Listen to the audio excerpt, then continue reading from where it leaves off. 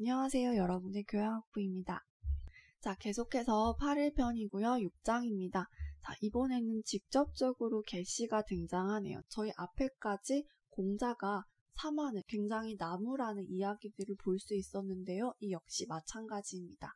사만 중에 가장 큰 가문이었던 개시는 이 여자가 나옵니다. 여자는 여기서 여제를 의미합니다. 저희 앞에서 봤었던 개시가 여러 만행, 공자의 입장에서는 정말 만행을 저질렀던 여러 가지 일들이 있었는데요. 천자나 왕만이 할 수 있었던 여러 가지 행위들을 했었죠. 이 역시 마찬가지입니다. 개시는 여제를 지낼 수가 없는 신분이었는데 여제를 지냅니다. 어디에? 태산에 지내게 됩니다. 태산에 여제를 지내는 건 개시가 할 수 없었던 일이었던 것입니다. 어쨌든 개시는 태산에 여제를 지냈습니다. 그러니까 공자께서 이르시길, 그런데 누구에게 이르길? 염류라는 제자에게 이르길이라고 되어 있습니다. 염류, 저희 저번에 한번 나왔었는데요. 염류는 염구라고도 하고요. 자유라고도 합니다. 논어한 구절에서는 염자라는 이름으로 선생님이라는 호칭을 받기도 합니다. 염류는 굉장히 어릴 때부터 공자 학단에 들어와서 공자가 아끼고 예뻐한 제자인데요. 나중에는 사실상 공자 학단에서 퇴출을 당합니다. 그 염류의 정치적인 성향 때문이었는데요. 염류는 정치적으로 굉장히 야망이 있는 사람이었습니다. 그래서 이 개시를 도우는 일을 하였습니다. 그래서 개시의 재산을 불려주기도 하고 개시 밑에서 열심히 일을 하는 사람이었는데요. 염류는 나중에 퇴출되었음에도 불구하고 논어에 16번이나 등장하는 굉장히 비중이 높은 인물입니다. 염구 자체는 공자를 굉장히 좋아했던 것 같아요. 그래서 영향을 많이 받기도 하는데 가장 중요했던 정치적인 어떤 가치관이 조금 달랐던 것으로 보입니다. 특히 공자가 염류에 대해 이른 말이 있는데요. 나중에 논어에서 직접 보도록 하겠습니다. 자, 그래서 공자께서 염류에게 얘기를 합니다. 염류가 개시 집안에서 굉장히 큰 일을 하고 있었기 때문에 어느 정도 영향력이 있었을 것이다. 그래서 개시가 어떤 만행을 저지른다면 염류가 옆에서 조금 말릴 수 있지 않았겠는가 라는 생각으로 공자께서 뒤에 나오는 내용을 말씀하십니다. 공자께서 염류에게 이르면서 말씀하시기를, 자, 요거 여자 여자인데요. 여기 앞에 삼수변 붙여서 너 여로 쓰이고 있습니다. 너 여자입니다. 자, 여자 여자로 실제로 쓰였지만 의미는 너 여자입니다. 자, 너에게 얘기합니다. 네가 할 수 없느냐? 이 능할 능자 can이랑 비슷하게 쓰입니다. 저희가 봤던 비슷한 거는 요 가짜가 있었죠. 오를 가짜. 자, 할 수 없었는가? 무엇을 구할 수 없었는가? 이 여자는 굉장히 의미가 많았죠. 더불어요, 어조사요. 여기서는 명사로 무리라고 의미를 가지고 있습니다. 그 무리를 목적어입니다. 무리를 구할 수 없었는가? 얘기합니다. 그러니까 염류야, 너는 개시 밑에서 굉장히 높은 벼슬을 하고 있지 않느냐? 네가 그 태산의 제사를 지내려고 하던 것을 구할 수 없었냐, 막을 수가 없었냐 라고 공자께서 말씀하십니다. 그러니까 대답하면서 말씀하시기를 할 수 없습니다 라고 얘기합니다. 굉장히 단호하네요. 그러니 공자께서 또 말씀하십니다. 오호, 자, 여기서 오호라고 하는 것은 감탄문입니다. 예전 문집 같은 데 보면 오호 통제라 뭐 이런 식으로 여러 가지 말들이 있는데 이 오호라는 말 자체가 슬프구나, 슬프도다 이렇게 해석이 가능합니다. 그러니까 제가 지금 이렇게 해석한 건 이 두 개가 사실 중복이 되어 있는 거죠. 같은 겁니다. 오호라는 말이 슬프도다 라는 의미로 쓰이고 있습니다. 공자께서 말씀하시기를 슬프구나. 자, 그리고 여기 일찍 증자는 해석이 잘 되지 않습니다. 다산정약용에 따르면 일찍 증자는 해석이 될 때도 있고 안 될 때도 있다고 합니다. 그래서 여기서 저도 해석을 뺐습니다. 일단. 그리고 이르길, 무엇을 이르길, 여기서 한번 끊기는데요. 태산에 이르기를 라는 뜻으로 쓰였습니다. 태산에 이르기를 불려 한 번 더 나왔네요. 뭐뭐만 못하다 라는 의미로 쓰였다. 같다고 했습니다. 뭐뭐만 못하다, 뭐뭐와 같지 않다. 이기 때문에 자, 태산이 뭐뭐만 못하냐면 임방보다 못하구나 라는 의미를 쓰이고 있습니다. 혹시 임방 기억나시나요?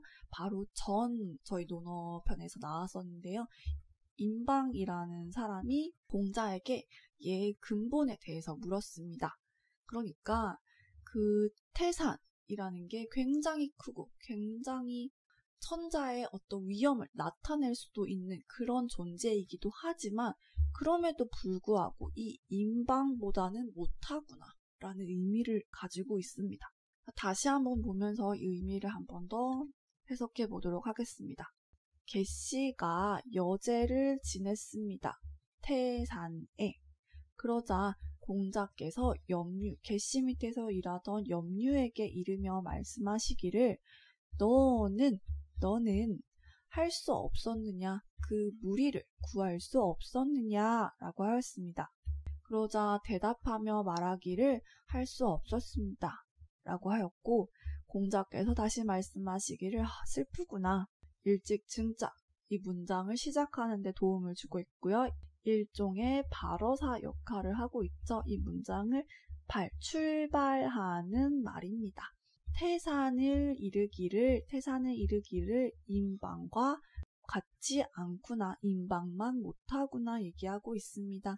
그 태산이라고 하는 곳에 아무리 내가 얘를 올린다고 한들 임방이 얘기했던 그 예절의 근본을 모른다면 아무 소용이 없다는 겁니다.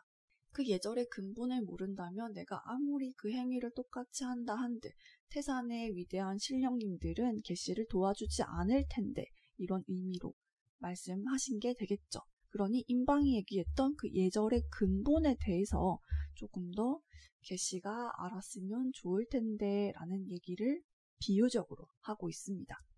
다음으로 7장입니다. 역시 공자님의 말씀이고요. 자, 군자라고 하는 것은 주어입니다. 군자는 요게 바소자가 다툴 쟁까지 걸립니다. 다투는 바가 없다 라고 되어 있습니다. 다투는 바가 없다. 자, 그런데 반드시 요거 어조사야자 한번 끊어주는 강조 역할 되겠죠? 바로 반드시 쏠사 요게 활 쏘는 예절을 얘기합니다. 예전에는 활 쏘기 그 대회 자체가 굉장히 군자다운 놀이이자 연애로 생각이 되었습니다. 스포츠맨십이 굉장히 발달한 종목이었다고 이해가 됩니다. 그래서 반드시 활 쏘기에서만 그러하였다. 이게 무슨 뜻이냐? 이 다툰다고 하는 것은 오직 활 쏘는 그 상황에서만 다툼이 인정되었다. 다툼을 하였다. 라는 뜻이 되겠죠. 그래서 읍이라는 건 인사하는 방식을 얘기하죠. 공손하게 인사하고 읍하고 그 다음에 사양하면서 양보하면서 이때는 양보에 가깝습니다. 양보하면서 뭐뭐하면서 말일 이제 접속사고요. 오른다. 우리가 드라마 같은 데 보면은 활을 쏘려면 이렇게 계단을 올라가가지고 여기 위에서 사람이 활을 쏘고 관역은 저 멀리 이렇게 있는 걸 알 수가 있죠. 요 올라가는 요 당을 얘기합니다. 그래서 서로 인사읍하고 서로 양보하면서 올라간다. 그리고 나서는 이제 활쏘기 대회를 다 마치고 다시 내려가겠죠. 내려와서는 마실 이때 마시는 거는 술을 얘기합니다. 내려와서는 술을 마신다 라고 되어 있습니다. 그래서 그 다툼이, 그 경쟁이 여기서 야자도 위치가 이상하죠? 맨 끝에 있어야 되는데 여기에 와 있습니다. 강조 의미로 쓰였습니다. 그것이 바로 군자이다. 요거 군자를 강조하기 위해서 이렇게 썼네요. 다시 한 번 더 보도록 하겠습니다. 공자께서 말씀하시기를 군자라고 하는 것은 군자들은 다투는 바가 없다. 반드시 활 쏘기에서만 그러하다. 활 쏘는 것만 그렇다. 라고 얘기하고 있고요. 활을 쏘러 갈 때는 인사하고 공손히 인사하고 양보하고 그리고는 그 당에 오른다. 그리고 활 쏘는 게 다 끝나고는 내려와서는 술을 같이 마신다. 바로 그 다툼이야말로 바로 군자다움이다 라고 얘기하고 있습니다. 그렇다면 공자께서는 경쟁을, 다툼을 별로 좋아하시지 않은 걸까요? 경쟁은 필요하다고 생각하십니까? 혹은 필요하지 않다고 생각하십니까? 또한 만약에 경쟁이 필요하다면 이렇게 활 쏘는 이 과정처럼 1년에 어떤 예절이 있을 텐데요. 분명 그 예절은 또한 어떤 게 해당이 될까요? 한번 곰곰이 생각해 보시기 바랍니다. 자, 오늘은 여기까지 하도록 하겠습니다. 다음 시간에도 또 열공하세요.